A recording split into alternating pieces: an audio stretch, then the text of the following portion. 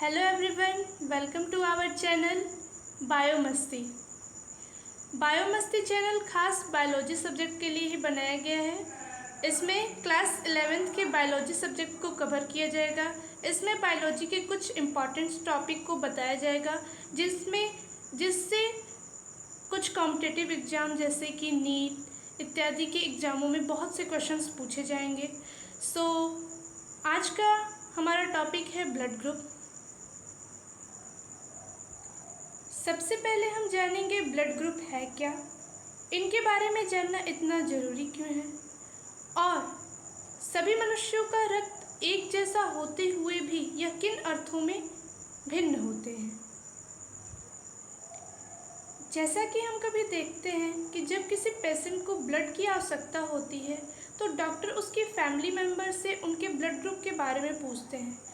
जब किसी को अपने ब्लड ग्रुप के बारे में नहीं मालूम होता है तो डॉक्टर्स को पेशेंट के लिए ब्लड एकत्रित करना मुश्किल हो जाता है।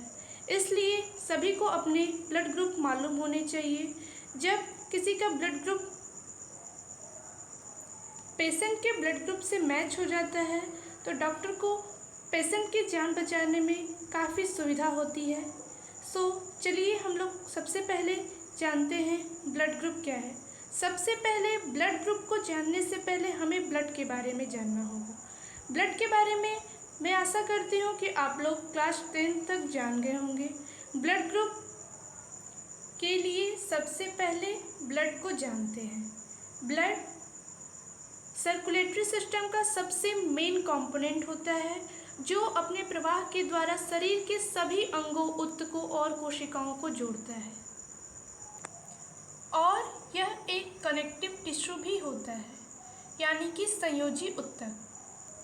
हम लोगों ने इससे पहले की कक्षाओं में ब्लड के कंपोनेंट्स के बारे में भी जान चुके हैं, जैसे कि आरबीसी, डब्ल्यूबीसी एंड प्लेटलेट्स। स्वस्थ मनुष्य के शरीर में ब्लड की मात्रा 5 लीटर तक होती है। जिनके बॉडी में 5 लीटर ब्लड होते हैं वे मनुष्य स्वस्थ माने जाते हैं। ये जानकारी आपको रखनी चाहिए।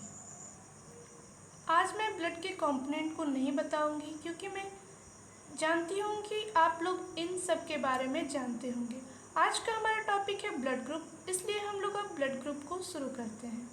ब्लड ग्रुप को बहुत से वैज्ञानिकों ने समूहीकृत किया है, लेकिन ऑस्ट्रियन साइंटिस्ट कार्ल लैंडस्टेनर के द्वारा जो समूहीकरण हुआ उसे ही पूरे विश्व में मान्यता दी जाती है। उनका जो समूहीकरण था वो सबसे सटीक और सरल था, इसलिए ब्लड ग्रुप को उसी के आधार पे अध्ययन किया जाता है। कार्ल स्टेनर के इतने महान खोज के लिए इन्हें नोबेल प्राइज़ भी दिया जा चुका है। तो चलिए जानते हैं कार्ल स्टेनर के ब्लड ग्रुप का समूहीकरण।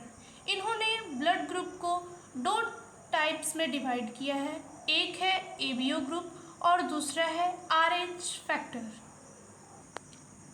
कार्ल स्टेनर ने ब्लड ग्रुप का ये समूहीकरण ब्लड में मौजूद 2 प्रोटीन्स के आधार पर किया है। पहला है एंटीजन और दूसरा है एंटीबॉडी। तो चलिए जानते हैं एंटीजन और एंटीबॉडी क्या होते हैं।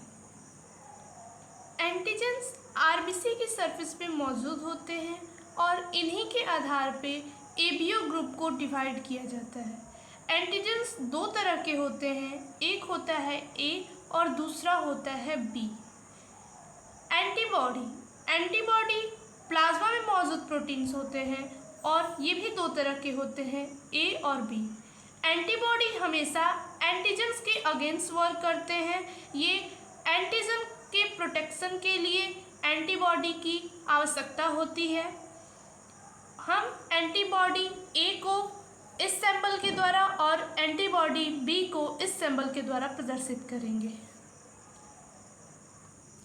एक अर्थ में हम यह समझ सकते हैं कि एंटीबॉडी वे होते हैं जो हमारे बॉडी के अंदर किसी दूसरे एंटीजन्स को नहीं आने देते, यानी कि जो हमारी बॉडी में पहले से एंटीजन्स मौजूद है वही एंटीजन्स हमारी बॉडी में आ सकते हैं।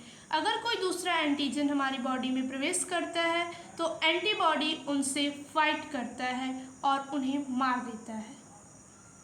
तो चलिए हम लोग अब शुरू करते हैं एबीओ ग्रुप।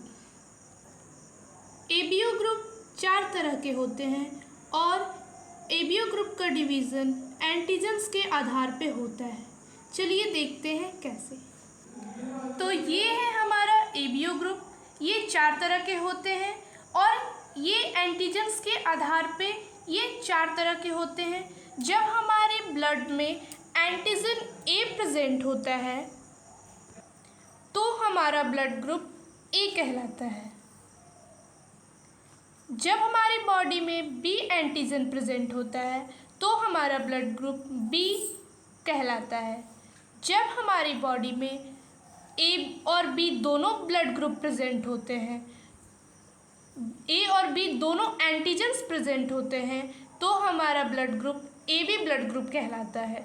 और जब हमारी बॉडी में कोई एंटीजन्स प्रेजेंट नहीं होते, यानी कि इनमें कोई 0 एंटीजन्स होते हैं, तो ये हमारा ब्लड ग्रुप ओ कहलाता है।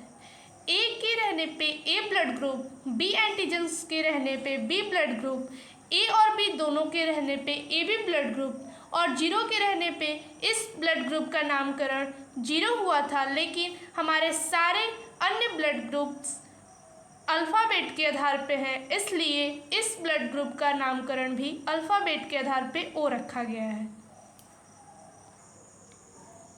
एंटीबॉडी हमेशा एंटीजन्स के अगेंस्ट मौजूद होते हैं, इसलिए जब हमारा एंटीजन ए है तो इसमें एंटीबॉडी बी होगा।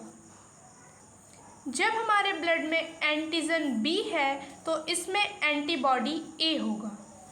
जब हमारे ब्लड में कोई एंटीजन नहीं है तो इसमें दोनों एंटीबॉडी मौजूद होंगे, यानी कि इसमें ए और बी दोनों एंटीबॉडी पाए जाएंगे। जब हमारा एंटीजन ए और बी दोनों मौजूद होगा तो इसमें कोई एंटीबॉडी नहीं पाए जाएंगे, यानी कि ये सभी प्रकार के ब्लड ग्रुपों को इस ब्लड में आने देता है। चलिए जानते हैं कैसे। लेकिन इससे पहले हम यह जानेंगे कि हमेशा एंटीजन और एंटीबॉडी अपोजिट क्यों होते हैं। अगर ये एक जैसे हो गए तो क्या होगा, तो चलिए हम लोग जानते हैं। सबसे पहले आप यह जानिए कि सेम एंटीबॉडी और एंटीबॉडी रिएक्ट नहीं करते, लेकिन सेम एंटीजन और एंटीबॉडी आपस में रिएक्ट करने लगते हैं। जैसा कि आप लोग देख सकते हैं, हमने एक ट्यूब में ए ब्लड ग्रुप को लिया है, यानी कि इसमें एंटीजन ए प्रेजेंट है और एंटीबॉडी बी। इसमें हम एंटीजन बी वाले ब्लड को मिलाना चाहते हैं, तो देखिए क्या होता है। इसमें एंटीजन ए है और इसमें एंटीजन बी, लेकिन इसमें एंटीबॉडी बी है और इसका एंटीबॉडी ए। हमने आपसे बोला कि सेम एंटीजन और सेम एंटीबॉडी रिएक्ट करते हैं, इसको बोलते हैं एंटीजन एंटीबॉडी रिएक्शन। यानी कि ए ब्लड ग्रुप का एंटीबॉडी बी ब्लड ग्रुप के एंटीजन बी से रिएक्ट करने लगेगा। ये रिएक्शन है एंटीजन एंटीबॉडी रिएक्शन। इससे क्या होगा कि जो हमारा ब्लड फ्लूइड के रूप में था वो दही की तरह जमने लगता है और उसका जो नसों में प्रवाह होता है वो बहुत ही गड़बड़ हो जाता है, वो सही तरीके से प्रवाह नहीं कर पाता है, जिससे वो जो नस होते हैं उन नसों में वो जमने लगता है, नस पे और ब्लड नहीं बह पाते हैं और वहाँ से नस ब्लॉक हो जाता है और ब्लड का सही तरीके से सर्कुलेशन ना होने के चलते पेशेंट की मृत्यु हो जाती है। इसलिए हमें सही ब्लड ग्रुप को ही पेशेंट में ट्रांसफ़र करना चाहिए। तो अभी तक के लिए इतना ही। इसके अगले वीडियो में हम आपको बताएंगे कि जो एबीओ ब्लड ग्रुप होता है उसमें जो सारे ब्लड ग्रुप होते हैं वे किसको किसको अपना ब्लड दे सकते हैं और किससे किससे ब्लड ले सकते हैं। लेकिन ये जानिए कि जो ओ ब्लड ग्रुप होता है वो सर्वदाता ब्लड ग्रुप कहा जाता है और जो एबी ब्लड ग्रुप होता है वो सभी प्रकार के ब्लड ग्रुप से ब्लड ग्रहण कर सकता है, क्योंकि इसमें कोई एंटीबॉडी नहीं पाया जाता है, इसलिए इसमें कोई भी ब्लड जा सकता है, कोई हानि नहीं होगी इससे। तो यदि आप हमारे चैनल पे नए हैं तो इस वीडियो को लाइक, शेयर और सब्सक्राइब जरूर कीजिएगा, ताकि इसके आगे की इन्फॉर्मेशन आपको जल्द से जल्द पहुँचे और